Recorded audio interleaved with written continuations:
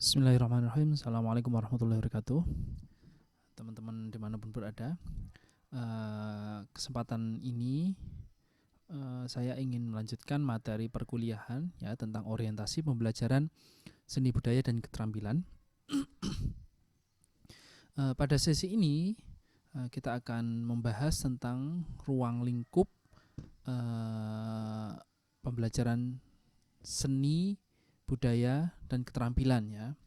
Jadi di dalam pembelajaran seni budaya dan keterampilan itu di dalamnya juga dipecah-pecah lagi. Itu ada seni rupa, ada seni musik, ada seni tari, ada seni drama, dan ada keterampilan gitu. Nah, untuk ruang lingkup seni budaya itu secara garis besar sebetulnya sama ya pembelajarannya atau ranah atau orientasi pendidikannya, orientasi pembelajarannya sebetulnya secara garis besar sama, cuma nanti yang membedakan memang pada tataran teknis ya. Memang secara teknis seni rupa dan seni musik itu sangat berbeda sekali ya dalam praktiknya gitu. Tetapi secara umum pendidikan seni itu juga memiliki kesamaan, memiliki satu orientasi yang universal ya. Kita bahas satu persatu ya. Yang pertama, ruang lingkup seni rupa itu juga mencangkup pengetahuan ya, keterampilan dan nilai dalam menghasilkan karya seni berupa lukisan, patung, ukiran, cetak mencetak dan lain sebagainya gitu. Jadi di sini yang pertama yaitu masalah pengetahuan ya. Ketika kita melakukan kegiatan berkarya seni atau proses berseni rupa ya, berkesenian ya, itu juga secara tidak langsung kita juga istilahnya mengkonstruksi pengetahuan juga ya. Jadi mereproduksi dan merekonstruksi pengetahuan juga. Pengetahuan yang kita reproduksi melalui karya seni, apa yang kita dapat selama ini menjadi sebuah ide atau gagasan, terus kemudian kita tuangkan ya. Ide atau gagasan itu merupakan sebuah entitas pengetahuan sebetulnya ya. Jadi kalau kesenian tanpa dilandasi sebuah gagasan itu ya tidak ada nilainya ya. Yang menjadikan kesenian karya seni bernilai itu ya gagasan di baliknya itu ya, yang merupakan sebuah konstruksi pengetahuan yang utuh. Nah, dan biasanya seniman itu memiliki sudut pandang tersendiri daripada orang pada umumnya dalam menciptakan sebuah bentuk pengetahuan gitu. Terus kemudian ruang lingkupnya juga meliputi keterampilan juga jelas. Apapun itu seni rupa apapun itu juga kaitannya dengan keterampilan juga, keterampilan skill ya. Semakin tinggi skillnya ya, itu juga dari segi estetikanya juga bernilai semakin tinggi itu ya. Semakin rumit gambarannya, teknik gambarnya, teknik lukisnya itu juga semakin tinggi nilai estetikanya itu. Apalagi dikombinasi dengan konstruksi pengetahuan itu tadi, gagasan yang lebih mendalam, yang lebih memiliki gagasan yang revolusioner misalnya gitu. Itu juga kombinasi antara gagasan dan skill, pengetahuan dan keterampilan itu juga akan menentukan kualitas dari seni rupa itu. Kemudian nilai dalam menghasilkan karya seni berupa lukisan ya, patung, ukiran, cetak mencetak dan lain sebagainya gitu. Nah, di sini ada pengetahuan, ada keterampilan dan ada nilai. Nilai itu sifatnya abstrak ya, sesuatu yang tidak, yang kasat mata ya, yang tidak bisa tidak bisa dilihat, tidak bisa diraba atau tidak bisa disaksikan secara langsung intinya gitu. Tapi nilai itu melekat di dalam seni rupa ya. Nilai apa yang kita yang bisa kita ambil ketika kita mengapresiasi sebuah karya seni, ketika kita melihat sebuah karya seni itu nilainya yang penting. Jadi kalau di penjelasan awal itu sudah saya jelaskan, perlu dibedakan antara benda seni dan seni gitu ya.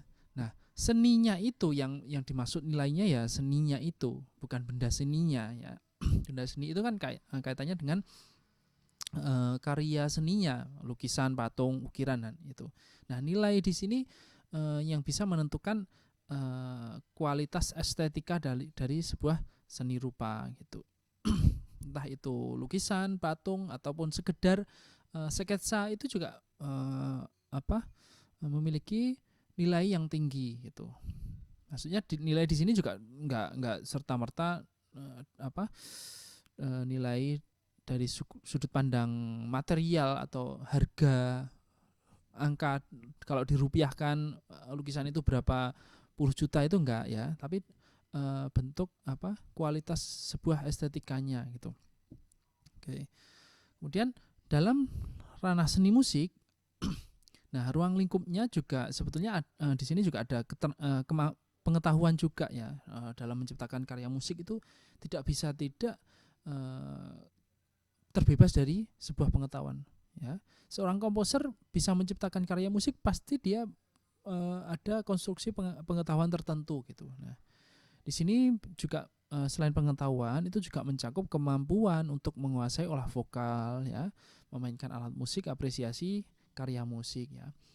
Jadi di dalam musik ada olah vokal ya, ada instrumen ya. Olah vokal kegiatan menyanyi ya, menyanyi entah itu tunggal atau grup atau ensemble atau paduan suara, itu kaitannya dengan olah vokal. Nah, terus kemudian ada alat musik, permainan alat musik. Anak-anak perlu diberi pengalaman yang cukup ya di dalam kegiatan bermusik ini. Terus kemudian apresiasi karya musik. Apresiasi di sini bisa dalam bentuk kegiatan menonton konser atau menyaksikan rekaman musik juga bisa, atau mendengarkan karya musik juga bisa. Itu dalam bentuk apresiasi. Kemudian ketika kita nonton itu kita beri nilai. Nah, kita ulas, kita analisa, ini maksudnya lagu ini tentang apa, terus kemudian gagasan di dalamnya seperti apa, terus lagunya kok seperti ini ya, nah kok nggak enak, nah kenapa kok komposer itu bikin lagu kok nggak enak, nah itu juga ada alasan tersendiri tentunya gitu. Bisa jadi enak dan tidaknya satu orang dan orang lain itu juga berbeda daya tangkapnya. Ini tergantung tingkat pengetahuan dan tergantung tingkat pengalaman musikal yang dimiliki seseorang tuh. Terus kemudian dalam seni tari itu juga mencangkup keterampilan gerak ya, berdasarkan olah tubuh dengan dan tanpa rangsangan bunyi ya. Ya, terus kemudian ada apresiasi terhadap gerak tari. Jadi bahan dasar seni tari itu ya berupa gerakan ya, gerakan tubuh. Entah itu pakai ilustrasi bunyi musik atau tanpa rangsangan bunyi ya, tanpa ilustrasi pengiring gitu. Jadi ini memang seni visual kalau tari itu. Kalau musik itu seni pendengaran, seni auditif ya. Kalau seni itu seni visual gitu. Yang ditekankan memang dalam bentuk visual ya. Ini tari itu gerakannya ya. Semakin dia semakin intensif berlatih bernyanyi, semakin dia intensif berlatih menari ya, maksudnya ya, akan menumbuhkan sebuah gerakan yang keterampilan yang semakin tinggi pula gitu. Jadi gerakannya bisa semakin halus, terus kemudian enak dipandang gitu ya. Itu juga ada pengetahuannya, ada pesan atau gagasannya karya tari itu. Biasanya penari-penari kontemporer itu gerakannya sudah tidak konvensional lagi. Bisa jadi gerakan sederhana sekali itu juga memiliki karya daya estetis yang tinggi gitu ya. Ya estetis yang tinggi. Jadi gerakan tidak harus selalu gerakan yang begitu banyak, enggak ya. Kita bisa lihat tari bedoyo itu kan gerakannya cukup halus sekali dan itu butuh keterampilan yang cukup tinggi ya. Tari bedoyo itu ya. Atau tari-tari kontemporer itu penari kontemporer atau perancang tari ya, penyusun kalau tari itu, tarik kayak Sardono Kusumo itu sudah melewati tingkatan-tingkatan teknik yang cukup rumit sehingga dia menciptakan tarian kayak orang mabuk, kayak tarian kayak ya cuma sekedar gerakan gitu kayak nari di gitu ya. Kontemporer itu yang jelas tidak konvensional, tidak menari seperti kebanyakan penari gitu.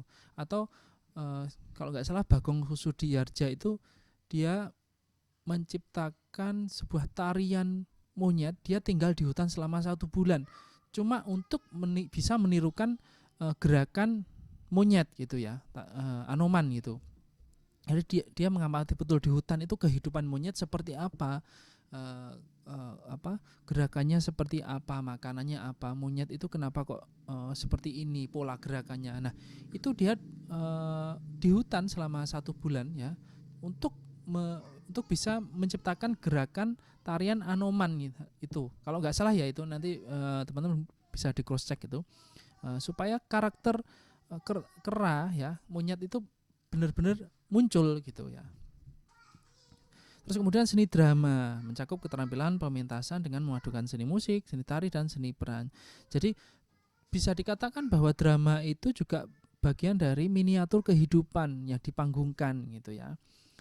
Di sana seni drama ini memang lebih kompleks, di dalamnya ada seni musik, ada seni tari dan ada seni peran juga gitu. Terus kemudian ruang yang terakhir, ruang lingkup keterampilan itu mencakup segala aspek kecakapan hidup atau life skills yang meliputi keterampilan personal, keterampilan sosial, keterampilan vokasional dan keterampilan akademik ya. Jadi keterampilan di sini juga dituntut nanti orientasi pembelajaran. Keterampilan itu enggak sekedar terampil dalam bidang seni saja, tetapi juga dalam bidang sosial, vokasional ataupun akademik itu kalau bisa semuanya juga anak itu kelak memiliki keterampilan di situ.